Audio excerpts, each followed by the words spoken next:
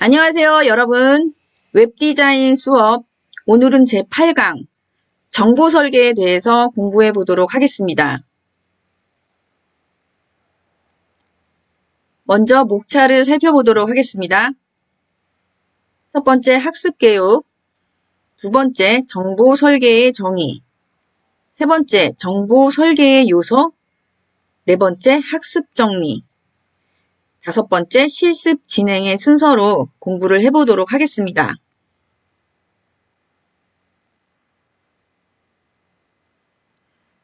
먼저 학습 개요부터 살펴보도록 하겠습니다.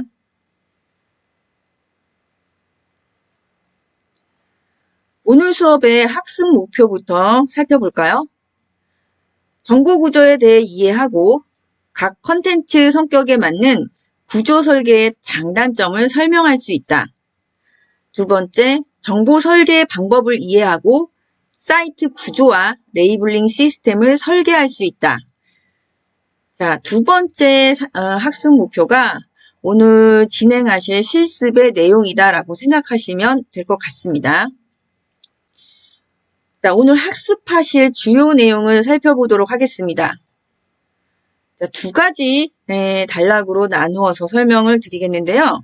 우선 정보 설계의 정의, 정보 설계의 목적과 정보 설계의 필요성에 대해서 학습을 하도록 하겠습니다. 자, 두 번째, 정보 설계의 요소에 대해서 공부를 해보겠는데요. 우선 정보 설계의 정의, 정보 구조, 내비게이션 시스템, 레이블링 시스템 이렇게 네 가지 내용에 대해서 공부를 해보도록 하겠습니다. 정보 설계의 요소는요. 그 요소에 해당하는 것이 이 세 가지다라고 생각하시면 될 것 같습니다.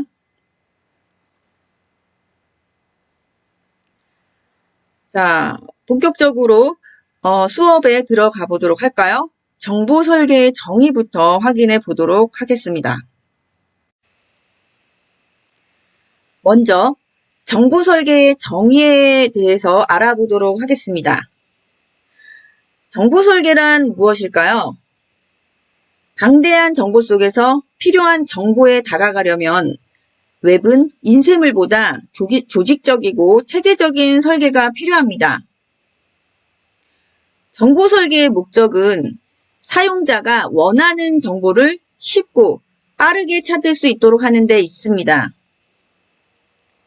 사용자는 자신이 찾고자 하는 정보나 과제를 해결하는 데 필요한 정보를 얻기 위해서 웹사이트를 방문합니다. 이때 사용자의 정보 탐색에 가장 많은 영향을 미치는 것이 정보 설계입니다. 자, 정보 설계의 필요성에 대해서 알아볼까요? 사용자는 원하는 정보를 신속하게 찾을 수 있을 것이고 이로 인해 시간과 비용을 절감할 수 있습니다. 제작자 입장은 어떨까요? 이를 통해 개발하는 동안 드러날 수 있는 계획상의 문제점을 최소화할 수 있습니다. 정보 설계가 잘 된 웹사이트는 방문하는 고객, 제작자, 운영자 모두에게 큰 이익을 가져다 줍니다. 정보 설계를 할 때 고객의 관점에서 고객의 다양한 요구를 어떤 방식으로 지원할 것인가를 유의해서 설계한다면 제작자는 재설계의 값비싼 대가를 피할 수 있을 것입니다.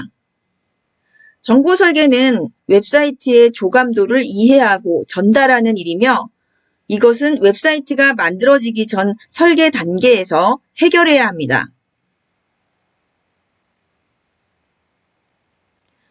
다음으로 정보 설계의 요소에 대해서 공부해 보도록 하겠습니다. 정보 설계의 요소에 대해서 알아보도록 하겠습니다. 정보 설계는 크게 세 가지 요소로 나누어서 설명드릴 수 있겠는데요. 그 첫 번째로 정보 구조, 두 번째 내비게이션 시스템, 세 번째 레이블링 시스템 이렇게 세 가지입니다. 자, 먼저 정보 구조부터 알아보도록 하겠습니다. 정보 구조는 전체적인 구조와 세부적인 정보 설계를 포괄합니다. 사이트의 정보를 어떻게 설계할 것인가에 대한 방향을 제시하며 다른 정보 설계 요소들에 영향을 미치는 중요한 부분입니다. 정보를 습득하여 지식으로 만들기 위해서는 사회적, 문화적, 정치적 환경에 영향을 받은 개개인의 정보 분류 체계에 맞추어 정보를 분류하고 조직하는 과정을 거치게 됩니다. 정보 구조는 정보를 어떻게 분류할 것인가에 관한 문제로 웹사이트의 포괄적인 정보 설계라고 할 수 있습니다. 두 번째, 내비게이션 시스템에 대해서 알아보도록 하겠습니다.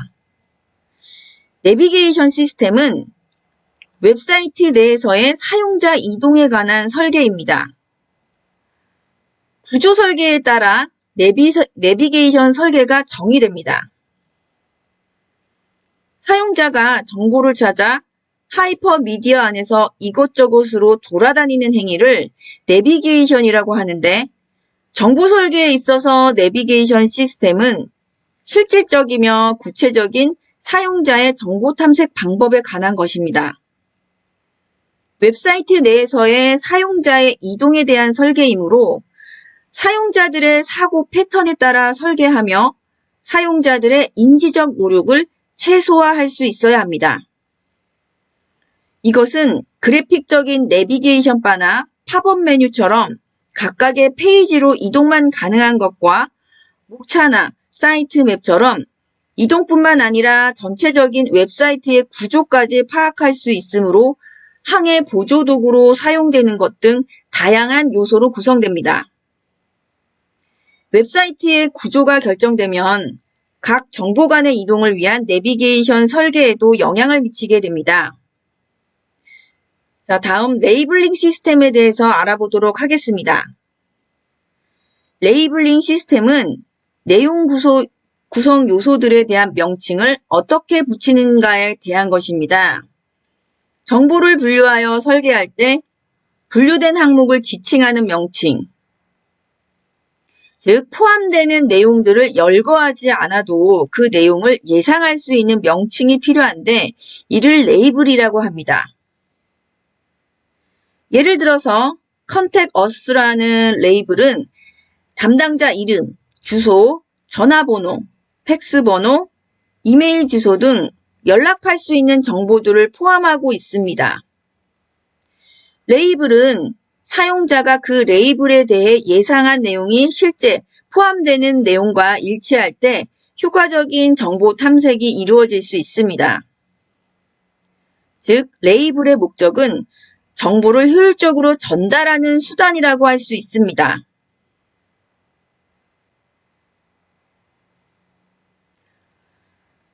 다음으로 정보 구조에 대해서 좀 더 자세하게 알아보도록 하겠습니다. 정보 구조란 컨텐츠의 성격에 따라 조직화된 정보를 보여주는 방법이라고 생각하시면 됩니다. 크게 사이트 구조를 이렇게 4가지로 나누어서 설계를 할 수 있겠는데요. 그 첫 번째가 계열 구조, 두 번째가 계층 구조, 세 번째 그리드 구조, 네 번째 네트워크 구조입니다. 다음 페이지에서 웹사이트의 구조를 그림으로 미리 확인해 보겠습니다. 자, 첫 번째 이미지를 볼까요? 자, 계열 구조이고요. 이미지를 보시게 되면은 한쪽 방향으로만 정보를 탐색할 수 있게 되어 있습니다. 자, 두 번째 이미지입니다. 계층 구조의 이미지입니다. 층층이로 되어 있는 뎁스별로 볼 수 있는 구조, 그게 바로 계층 구조고요. 자, 세 번째 이미지를 볼까요? 그리드 구조입니다. 그리드, 말 그대로 그리드 형태로 만들어져 있는 것이 바로 그리드 구조입니다. 자, 네 번째 이미지를 확인해 보겠습니다. 네트워크 구조입니다. 자, 얽히설키, 얽혀있는 그런 구조로 되어 있습니다. 정보 구조의 첫 번째 구조, 계열 구조에 대해서 자세하게 알아보도록 하겠습니다. 계열 구조란 일련의 정보를 순차적으로 보여주는 방식입니다.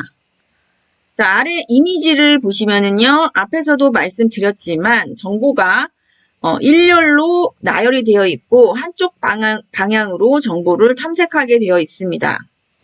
물론 앞으로 이동할 수 있고 내가 봤던 전 단계로도 돌아갈 수 있습니다. 그렇게 이동하게 해주는 내비게이션이 제공이 되어야 되겠죠. 자, 이 구조의 장점을 한번 확인해 보겠습니다. 정보가 단계적으로 제시되기 때문에 웹에서 흔히 발생하는 길 잃어버리기 현상이 적고 사용자가 중요한 정보를 놓치지 않고 볼 수 있습니다. 자, 항상 앞으로만 가기 때문에 사용자는 이미 예측할 수 있습니다. 계속 앞으로 이동할 수 있다라는 거를요. 그러면 길을 잃어버릴 수가 없겠죠. 자, 단점을 한번 확인해 볼까요? 사이트를 방문한 유저는 개발자가 정해준 순서대로 항해할 수밖에 없기 때문에 자칫 지루하게 생각할 수 있으며 상호작용성도 충분히 살릴 수가 없습니다. 자, 이런 구조를 어디에 적용하면 좋을까요? 상품의 사용법, 결제 절차, 단순한 교육 페이지 등에서 많이 사용되고 있습니다. 자, 사용법이라고 하는 거는 원 스텝, 투 스텝, 쓰리 스텝 이렇게 절차가 있습니다. 그런 절차를 하나하나 밟고 진행을 해야 하기 때문에 상품의 사용법에 알맞겠죠. 자, 결제 절차도 마찬가지입니다. 결제 절차도 첫 번째 프로세스가 있고 그 다음 프로세스가 있고 그런 과정이 있습니다. 그 과정을 모두 빼먹지 않고 진행을 해야 결제가 이루어지겠죠. 회원가입도 마찬가지고요. 이런 식으로 절차가 있는 그런 내용들, 이런 내용의 계열 구조가 상당히 많이 사용이 되고 있습니다. 자, 계열 구조의 단점인 낮은 상호작용성은 계열 구조를 변형해서 어느 정도 극복할 수 있습니다. 상호작용이 낮기 때문에 그러한 상호작용을 할 수 있는 그런 링크를 넣어주면 되겠죠. 자, 앞에 그림을 보시게 되면은요, 계열 구조의 병영, 사례를 넣어 놓은 것인데요. 항상 앞으로 가는 그런 진행 방향에서 중간중간 내가 어떤 페이지로 이동을 할 수 있게 구성을 해 놓았습니다. 이런 구조는 교육 페이지에서 흔히 보여질 수 있겠는데요. 어떤 내용을 공부를 하다가 중간에 모르는 단어가 나왔다라고 하면 그 모르는 단어를 확인하기 위해서 링크를 클릭하고 확인을 한 후 그 다음 단계로 진행을 하는 그런 방식입니다. 계열 구조의 사례에 대해서 소개해 드리도록 하겠습니다. 앞에 사례는 쇼핑몰의 결제 페이지의 사례인데요. 결제 페이지에서도 각각의 절차가 있습니다. 여러 절차를 거쳐서 결제를 하게 되는데요. 자, 이 페이지는 네 번째 단계인 결제 정보 입력 단계입니다. 앞에서 다른 그 절차들이 진행이 됐었고요. 그 다음 결제 정보를 입력하고 마지막으로 결제를 하게 되는 것입니다. 자, 이 페이지에서도 앞으로 이동할 수 있는 버튼이 내비게이션이 제공이 되고 있죠. 나머지는 어디를 찾아봐도 이동할 수 있는 단계가 없습니다. 자, 이번에는 계열 구조의 또 다른 사례를 소개해 드리도록 하겠습니다. 메가박스 데스크톱 웹사이트의 결제 페이지인데요. 메가박스의 결제 페이지도 앞에서 소개해드린 쇼핑몰의 결제 페이지와 마찬가지로 이전 페이지와 다음 페이지로의 내비게이션이 제공됩니다. 영화 예매 과정은 쇼핑몰의 결제 과정보다 더 많은 과정이 필요합니다. 먼저 영화를 선택하게 되면은 영화관을 선택해야 하고요. 영화관 선택 후 인원을 선택하고 좌석을 선택한 후 결제를 하게 됩니다. 모든 과정이 완벽하게 완료가 되어야 다음 과정으로 넘어갈 수 있습니다. 우측 하단에 이전 페이지로 이동하는 내비게이션이 제공되며 작업이 완료되면 우측 하단의 완료 버튼이나 확인 버튼을 눌러 다음 페이지로 이동하게 됩니다. 계열 구조는 모바일에서 더 요긴하게 사용이 되는 구조인데요. 이번에는 메가박스 모바일 웹사이트 결제 페이지를 소개해 드리도록 하겠습니다. 모바일 화면의 경우 데스크탑 결제 화면과 마찬가지로 앞으로 가거나 뒤로 이동할 수 있는 내비게이션을 제공합니다. 상단 좌측에 이전 페이지로 이동하는 내비게이션이 제공되며 작업이 완료되면 우측 상단의 선택 완료 버튼이나 확인 버튼을 눌러 다음 페이지로 이동합니다. 모든 과정이 완벽하게 완료가 되어야 다음 과정으로 넘어갈 수 있습니다.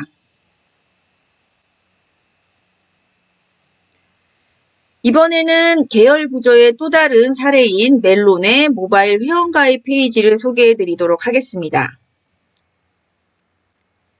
회원가입의 과정을 단계적으로 제공하여 해당 정보를 입력하고 다음 페이지로 갈 수 있는 내비게이션을 제공하고 있습니다. 계열 구조의 특성상 현재 단계를 완료해야만 다음 단계로 이동할 수 있습니다. 계열 구조의 또 다른 사례를 확인해 보도록 하겠습니다. 이번에는 데스크탑 웹사이트의 사례인데요. 주니버 교육용 컨텐츠의 사례입니다. 대부분의 교육용 멀티미디어 컨텐츠는 문제를 해결한 후 다음 페이지로 갈 수 있는 내비게이션이 가능하며 문제를 해결해야만 다음 페이지로 넘어갈 수 있는 전형적인 계열 구조 형식입니다. 앞에 보이시는 문제는 무엇인가요? 자, 가에 해당하는 부분을 채워 넣어야지만 다음으로 넘어갈 수 있겠죠. 계열 구조에서는 이전과 다음으로 갈 수 있는 내비게이션이 제공되는 구조입니다. 자, 이번에는 계층 구조에 대해서 공부해 보도록 하겠습니다. 자, 계층 구조란 정보의 상하 구조로 이루어진 구조를 말합니다.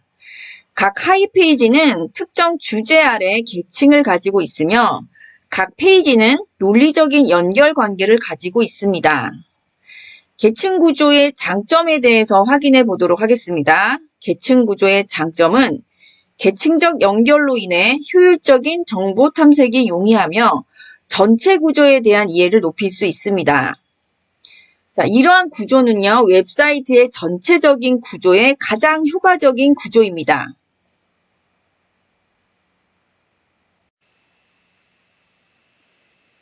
계층 구조의 사례를 소개해 드리도록 하겠습니다.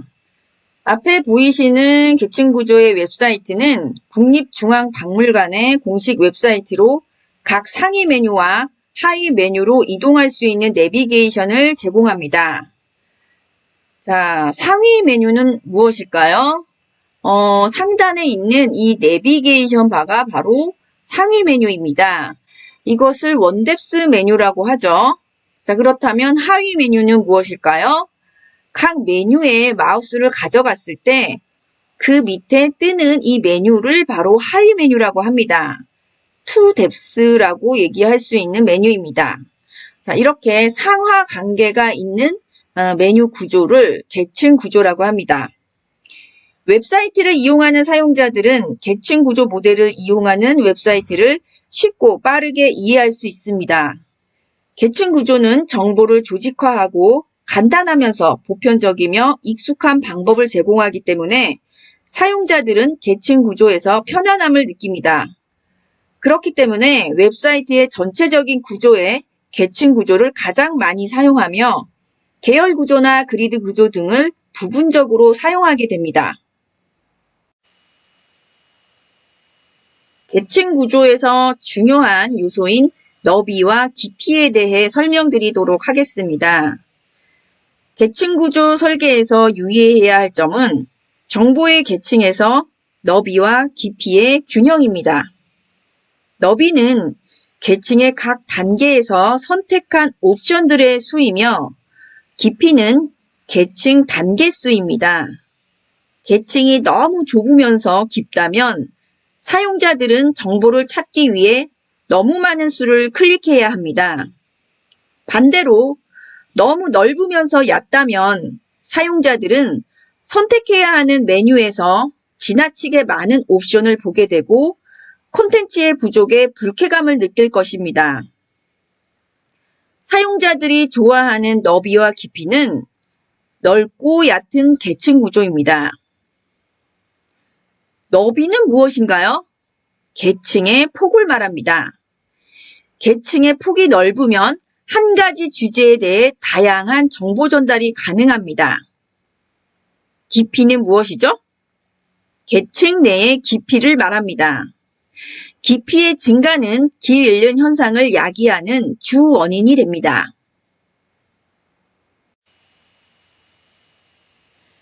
계층 구조에서 원뎁스 메뉴의 개수를 결정할 때 활용할 수 있는 규칙을 소개해 드리도록 하겠습니다.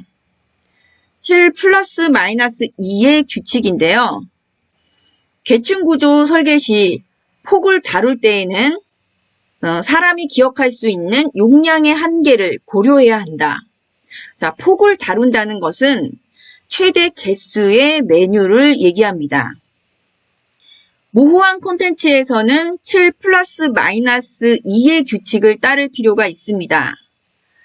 7+-2의 규칙은 다음과 같습니다. 첫 번째, 기억 용량의 한계로 인해 인간은 청크 단위로 기억을 합니다.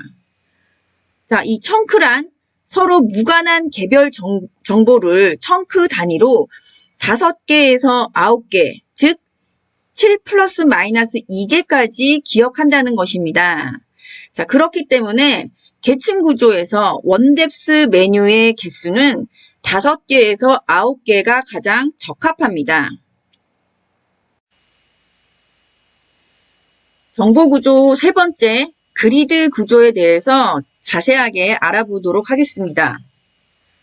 그리드 구조란 수평과 수직 형태로 링크되어 있는 구조를 말합니다. 이때 수직 수평 구조에는 동일한 속성의 정보를 제공해야 합니다. 쉽게 얘기해 두 가지 계열 구조의 합이라고 생각하시면 됩니다.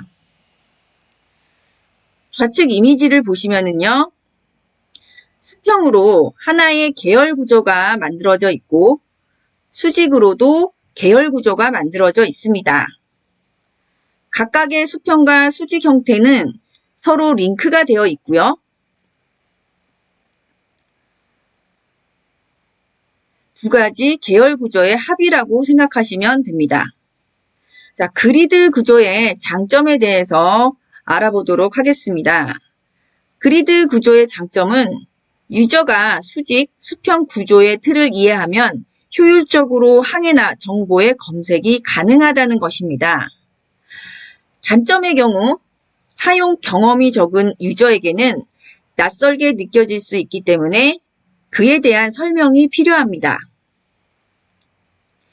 그리드 구조를 적용하면 좋은 사이트에는 데이터베이스 사이트, 교육 사이트 등 정형화된 많은 정보가 요구되는 사이트에 적합합니다.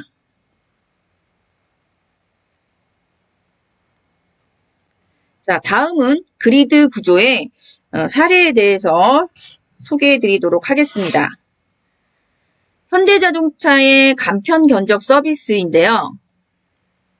현대자동차의 웹사이트에서는 각 차종마다 모델 선택, 옵션 선택, 외장 컬러, 내장 컬러 등을 계열 구조로 선택할 수 있고 견적을 내고 있는 동안 다른 차종으로의 이동이 가능합니다.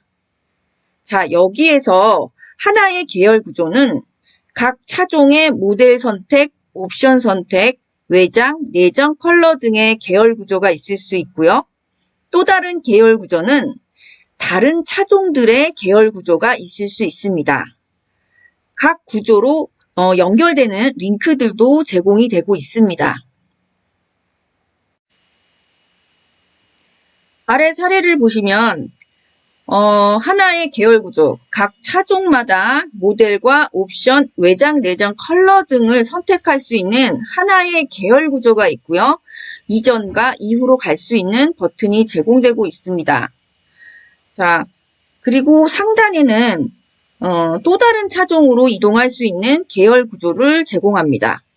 두 개의 계열 구조의 합이 바로 그리드 구조라는 것을 알 수 있습니다.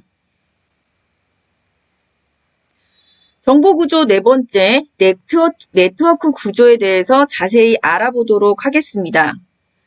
네트워크 구조는 웹페이지를 순서나 특정 구조 없이 수많은 페이지로 나열해 놓은 구조를 말합니다.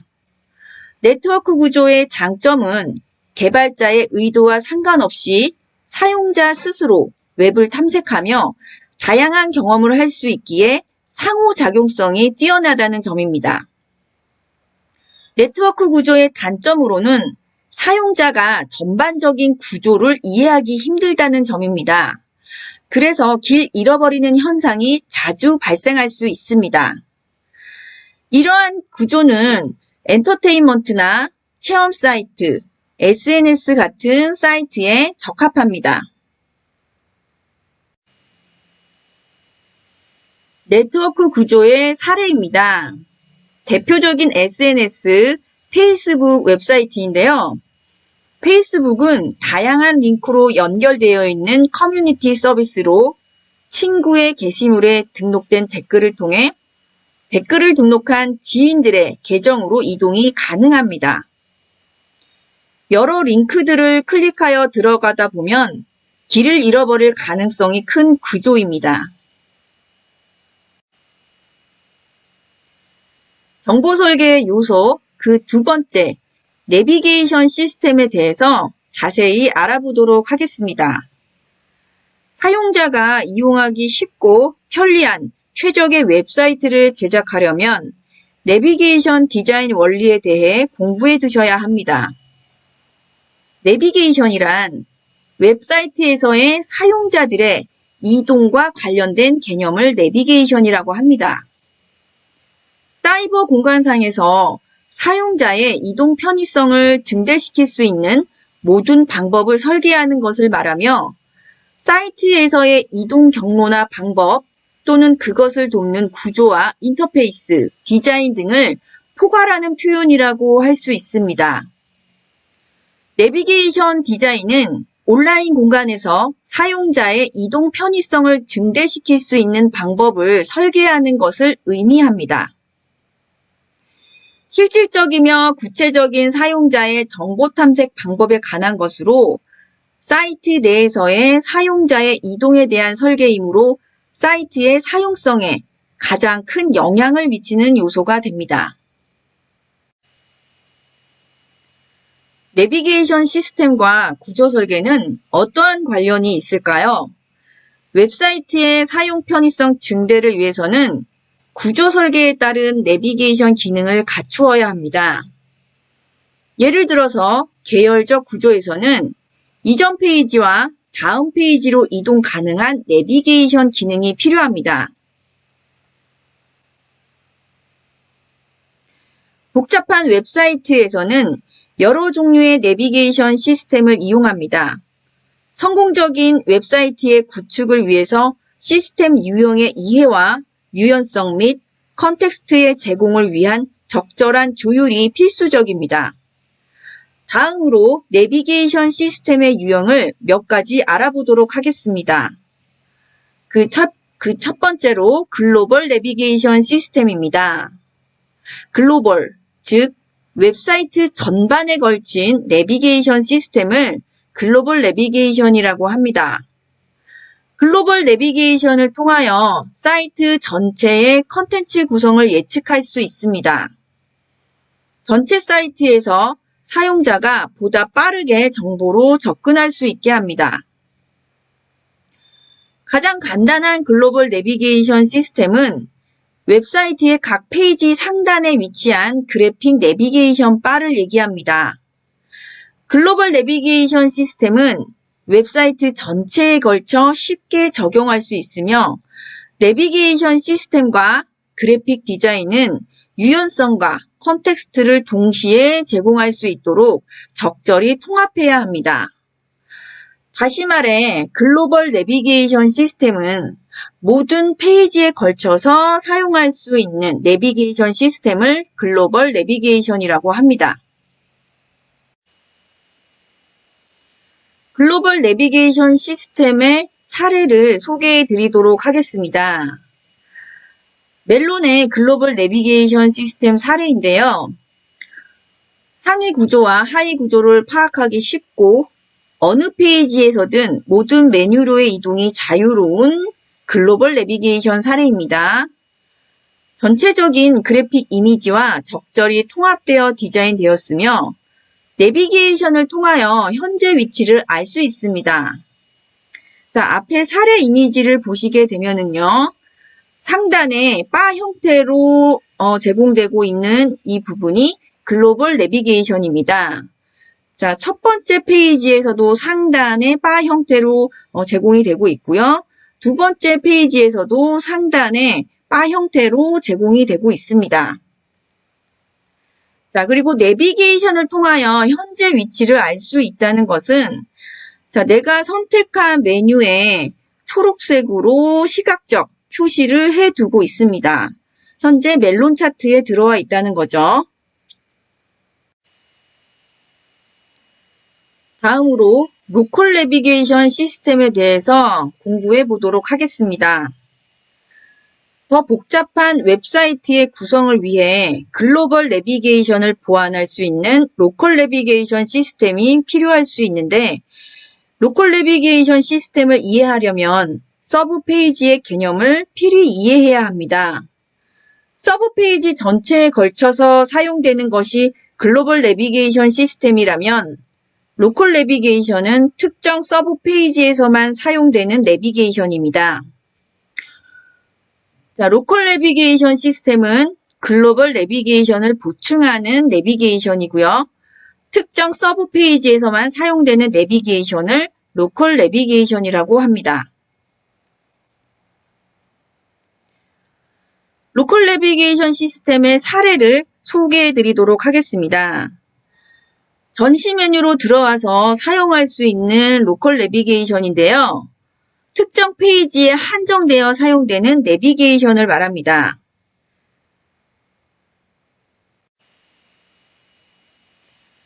내비게이션 시스템 중 보조 내비게이션에 대해서 학습해 보도록 하겠습니다. 글로벌 내비게이션과 로컬 내비게이션을 사용하지 않고 유저를 움직이게 해야 할 필요가 있을 때 보조 내비게이션을 사용하게 됩니다. 그러나 보조 내비게이션이 너무 많아지거나 기본 내비게이션과 차별화되지 않으면 오히려 사용자를 혼란스럽게 할 수도 있습니다. 아래 사례는 국민은행 홈페이지의 컨텐츠 페이지 내에서 제공된 링크의 사례입니다. 내비게이션 요소임을 마우스 오버 시 밑줄이 보이도록 시각적 구분을 해주고 있습니다. 링크는 다른 내비게이션 요소와는 다르게 별도로 컨텐츠 페이지 내에서 제공됩니다. 링크를 컨텐츠 페이지 내에서 사용할 때에는 내비게이션 요소인지 아닌지 시각적 구분을 해주는 것이 중요합니다. 정보 설계의 요소 중 레이블링 시스템에 대해서 공부해 보도록 하겠습니다. 레이블링이란 분류한 정보나 서비스에 대해 이름을 붙이는 것을 말합니다. 포함되는 내용들을 열거하지 않아도 그 내용을 예상할 수 있도록 하는 명칭입니다. 레이블링은 표현의 한 형식으로서 웹사이트에서는 큰 정보 단위를 표현하기 위해 레이블을 사용합니다. 레이블의 목적은 정보를 효율적으로 전달하는 수단으로 사용자에게 웹사이트의 구조체계와 내비게이션 시스템들을 명료하게 보여주는 가장 분명한 방법입니다. 앞에서 배우셨던 글로벌 내비게이션과 로컬 내비게이션의 이름들이 다 레이블이라고 생각하시면 됩니다. 다음은 레이블링 시스템의 직관적이지 못한 사례를 소개해 드리도록 하겠습니다. 웹에서의 직관적이다라는 것은 바로 알아볼 수 있는 상태를 의미합니다. 웹에서는 정보를 전달하는 데 있어 사용자들이 바로 보고 바로 알 수 있도록 표현하는 것이 좋습니다. 사진은 직관적이지 못한 정보 전달의 사례로 화장실 표기의 한 형태입니다. 좌측의 사인이 남자 화장실이고 우측의 사인이 여자 화장실입니다. 바로 알아보는 사용자가 있을 수 있지만 대부분의 사람은 두 형태의 차이점에 대해서 직관적으로 바로 알지 못할 것입니다.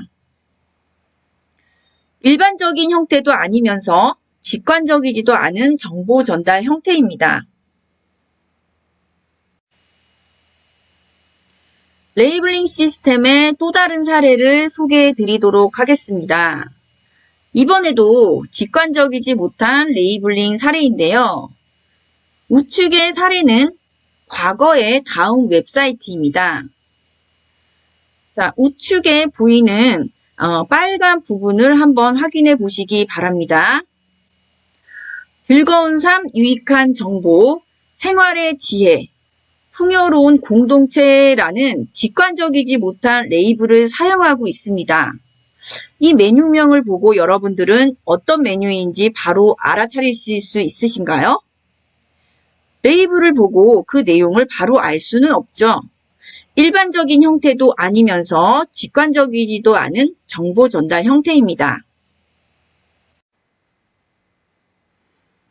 다음으로 레이블링 시스템의 유형에 대해서 알아보도록 하겠습니다.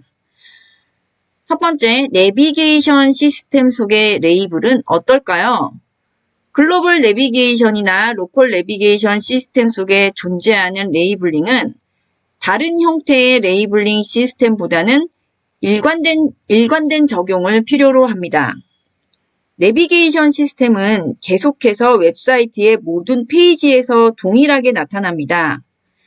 사용자들은 내비게이션 시스템이 페이지에서 일정하게 위치되고 웹사이트 전체에 걸쳐 동일하게 보일 것이라고 믿는 것처럼 내비게이션 시스템에서의 레이블이 일관되고 친숙한 방법으로 동작되도록 해야 합니다. 레이블은 페이지에 관계없이 변하지 않는 것이 좋습니다. 동일한 정보를 표시하는데 2개 이상의 변종들이 있을 수 있으나 적어도 단일 웹사이트 내에서는 일관되게 사용하는 것이 원칙입니다. 두 번째로 링크 레이블입니다. 단위 정보의 본문 또는 텍스트 내에서 텍스트로 된 링크로 사용되는 레이블입니다. 컨텐츠 페이지 내에 나타나므로 다른 텍스트들과는 다른 성격을 가지고 있다는 시각적인 구분이 필요합니다. 다음으로 아이콘 레이블에 대해서 설명드리겠습니다.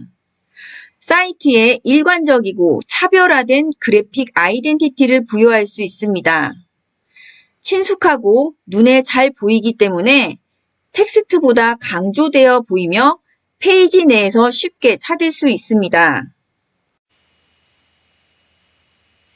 내비게이션 시스템 속의 레이블링 사례에 대해서 소개해 드리도록 하겠습니다. 아래 사례는 다음의 내비게이션 시스템입니다. 자, 이렇게 원형에 들어가 있는 메뉴들이 내비게이션입니다. 각 영역에 있는 메뉴 레이블들은 같은 디자인 스타일로 일관되게 사용되고 있습니다. 글자의 수도 비슷한 볼륨을 통일되게 유지하고 있습니다. 지도, 금융, 메일, 뉴스 등 2글자로 이루어진 메뉴명을 사용하고 있습니다. 이번에는 링크 레이블에 대한 사례를 소개해 드리도록 하겠습니다. 구글의 검색 결과 페이지인데요. 컨텐츠 페이지 내에 나타나므로 다른 텍스트들과는 다른 성격을 갖고 있다는 시각적인 구분이 필요합니다. 파란색 글씨가 링크 레이블입니다. 파란색의 텍스트 컬러가 링크를 제공하고 있다는 시각적인 구분을 제공하는 것을 확인할 수 있으며 마우스를 가져가면 파란색 밑줄로 더 분명하게 링크 개념을 확인해 줍니다. 아이콘 레이블의 사례에 대해서 소개해 드리도록 하겠습니다. 아이콘 레이블은 텍스트로 이루어진 레이블보다 더 많은 정보를 전달할 수 있습니다. 하지만 텍스트보다 훨씬 더 많은 제약을 받을 수도 있습니다. 모든 사람이 시각적으로 함축된 이미지를 동일한 정보로 받아들이지 않기 때문에 개념을 시각적으로 전달하는 것이 텍스트로 하는 것보다 훨씬 더 어렵습니다. 그렇기 때문에 시각 언어와 문자 언어를 함께 사용하는 것이 더 정확한 정보 전달이 가능합니다. 시각 언어와 문자 언어가 동시에 기표로 작용할 때의 장점을 소개해 드리도록 하겠습니다. 지각 고정, 강조 기능, 정보 기능 등의 장점이 있습니다. 이미지와 텍스트는 상호 보완적 역할을 할 수 있습니다. 그리고 더 정확한 정보의 전달이 가능합니다. 앞에 사례 2가지를 소개해 드리겠습니다. 크롬 브라우저 앱 런처 화면과 옵션의 제품 카테고리 메뉴입니다. 두 사례 모두 시각 언어와 문자 언어가 동시에 사용이 되고 있습니다. 3가지 레이블링이 사용된 웹사이트 사례를 소개해 드리도록 하겠습니다. 위메프의 모바일 웹의 사례인데요. 3가지 레이블링이 모두 사용되었습니다. 텍스트 레이블링, 이미지와 텍스트로 구성된 레이블링, 아이콘 레이블링 이렇게 3가지가 모두 사용이 되었는데요. 정보 전달이 가장 정확한 형태는 텍스트와 아이콘 이미지를 함께 사용한 레이블링입니다. 상단에 텍스트로 되어 있는 레이블링이 있고 중앙에 이미지와 텍스트가 함께 사용한 레이블링, 하단에는 아이콘만 사용된 레이블이 그것입니다.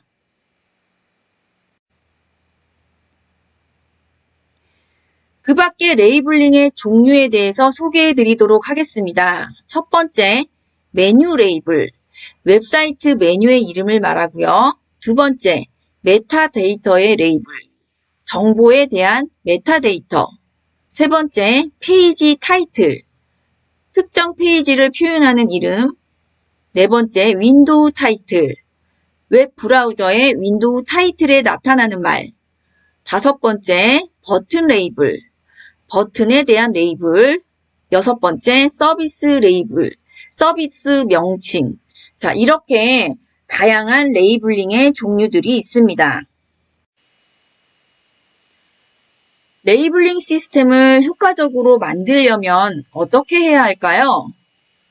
사이트 소유자가 아닌 사이트 사용자의 생각과 언어를 반영해야 합니다. 몇 가지 팁을 소개해 드리도록 하겠습니다. 첫 번째, 현재 사용 중인 표현법이나 레이블명을 검토한다. 두 번째, 레이블링을 적용하기 이전에 사이트를 구축하는 동안 내렸던 많은 결정들을 숙고한다. 세 번째, 기존의 레이블명을 문서화하는 작업도 중요하다. 5번째, 다른 웹사이트를 참고한다. 5번째, 독특한 레이블보다는 일반적이고 모든 사람들이 익숙한 레이블링이 안전할 수도 있다. 6번째, 가능한 한 레이블을 구체적으로 기술할 수 있도록 만들고 다른 것들과 차별화하도록 노력해야 한다.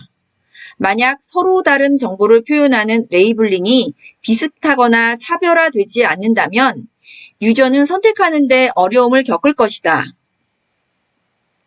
7번째, 어떤 내용을 포함하고 있는지 정확하게 파악하여 그 하위의 내용들을 잘 표현할 수 있는 레이블링을 정해야 한다. 8번째, 레이블링 시스템의 전체적인 크기와 표현의 일관성이 있어야 한다. 지금까지 배운 내용들을 정리해 보도록 하겠습니다. 자, 오늘 배운 내용은 정보 설계에 관련된 내용입니다. 정보 설계의 정의에 대해서 배우셨고요. 정보 설계의 요소에 대해서 배우셨습니다. 정보 설계의 목적은 사용자가 원하는 정보를 신속하게 찾을 수 있도록 함으로써 시간과 비용을 절감할 수 있게 하는 데 있습니다. 자, 그 필요성은 사용자 만족도 향상 및 개발 과정의 계획 문제 최소화입니다. 자, 두 번째로 정보 설계 요소 3가지를 설명드렸는데요. 첫 번째, 정보 구조. 웹사이트의 전체적인 구조와 세부 정보를 체계적으로 설계하는 것. 두 번째, 내비게이션 시스템. 웹사이트 내에서 사용자가 쉽게 이동할 수 있도록 설계하는 것. 세 번째, 레이블링 시스템. 컨텐츠 구성 요소에 명확한 이름을 붙여 사용자가 쉽게 이해할 수 있도록 하는 것. 정보 설계의 요소 그 첫 번째로 정보 구조입니다. 정보 구조의 유형에는 4가지를 소개해 드렸는데요. 그 첫 번째로 계열 구조. 순차적으로 정보를 제공해주는 구조를 계열 구조라고 합니다. 두 번째, 계층 구조. 상위와 하위 관계로 정보를 체계화하는 구조를 계층 구조라고 합니다. 세 번째, 그리드 구조. 행과 열로 정보를 정리한 것을 그리드 구조라고 합니다. 네 번째, 네트워크 구조. 여러 노드들이 연결된 형태를 네트워크 구조라고 합니다. 정보 설계 요소 두 번째, 내비게이션 시스템입니다. 글로벌 내비게이션, 로컬 내비게이션 등으로 사용자 이동 편의성을 증대시키는 수단을 내비게이션 시스템이라고 합니다. 정보 설계 요소 세 번째, 레이블링 시스템입니다. 내용 구성 요소들에 대한 명칭을 어떻게 붙이는가에 대한 내용입니다. 정보를 분류하여 설계할 때 분류된 항목을 지칭하는 명칭, 즉 포함되는 내용들을 열거하지 않아도 그 내용을 예상할 수 있는 명칭이 필요한데 이를 레이블이라고 합니다. 퀴즈를 한번 같이 풀어보도록 하겠습니다. 다음에 3가지 구조를 보고 좋은 구조인지 좋지 않은 구조인지를 말해보고 그 이유는 무엇인지 설명해보자. 자, 이 3가지 구조, 이 구조를 보시고 가장 좋은 구조가 무엇인지 하나를 선택해 주세요. 자, 그런데 좋지 않은 구조와 좋은 구조에 대한 그 이유는 명확히 있으셔야 합니다. 자, 어떤 구조가 가장 좋은 구조일까요? 저는 이 3번째 이 구조를 선택하겠습니다. 왜 그럴까요?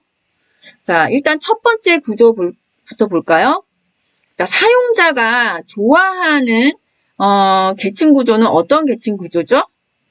넓고 얕은 구조를 좋아합니다. 넓다는 것은 원뎁스 메뉴가 많다는 거죠. 근데 첫 번째 구조 같은 경우에는 원뎁스 메뉴가 몇 개인가요? 3개죠? 예, 원뎁스 메뉴가 3개라는 것은 굉장히 좁은 구조라는 거죠. 자, 그것까지는 괜찮은데 문제가 뭐냐면 하나의 메뉴가 굉장히 깊은 구조를 가지고 있습니다. 그렇기 때문에 첫 번째 구조는 좋지 않은 구조다라고 얘기할 수 있겠고요. 자, 그러면 두 번째 메뉴는 어떤가요? 두 번째 메뉴의 원뎁스 메뉴는 5개입니다. 자, 원뎁스 메뉴의 개수로는 굉장히 적합한 개수를 가지고 있어요. 하지만 무엇이 문제일까요? 어떤 메뉴 하나가 유독 깊은 구조를 가지고 있습니다. 평준화된 뎁스를 가지고 있지 않다는 것이 문제인데요. 자, 그렇다면 세 번째 구조를 한번 볼까요? 세 번째 구조는요, 원뎁스 메뉴가 6개입니다. 자, 그리고 어느 정도 뎁스가 평준화되어 있다는 것을 알 수 있습니다. 그래서 이 중에서 가장 좋은 구조는 세 번째 구조다라고 얘기할 수 있겠네요. 자, 오늘 배우신 내용으로 실습을 진행해 보도록 하겠습니다. 이번 수업의 실습은 구조 설계와 레이블링 설계입니다. 자, 오늘 여러분들이 하실 작업은요. 첫 번째, 정해진 포맷의 구조 설계를 완성하자. 계층 구조 형태로 나와주시면 되고요. 두 번째, 각각의 레이블명을 다시 검토하자. 직관적인 레이블인지 확인을 해주시면 되겠고요. 세 번째, 기존의 메뉴 그룹핑과 달라진 메뉴 그룹핑이 있다면 그렇게 한 이유를 설명해보자. 자, 우리 프로젝트는 리뉴얼 프로젝트입니다. 기존에 있는 홈페이지를 문제점을 차단해서 새롭게 만드는 것이죠. 그렇다면 메뉴에서도 어떤 문제가 있는지 그 문제를 해결하였는지를 확인해 보기 위해서 기존 메뉴 그룹핑과 달라진 그 메뉴 그룹핑이 있다면 어떤 문제가 있어서 이렇게 바꾸었는지 그런 이유를 설명해 주셔야 합니다. 자, 지금까지 정보 설계에 대해서 공부하셨고요. 9주차에는 그리드 시스템에 대해 학습해 보겠습니다. 지금까지 수고 많으셨습니다. 감사합니다.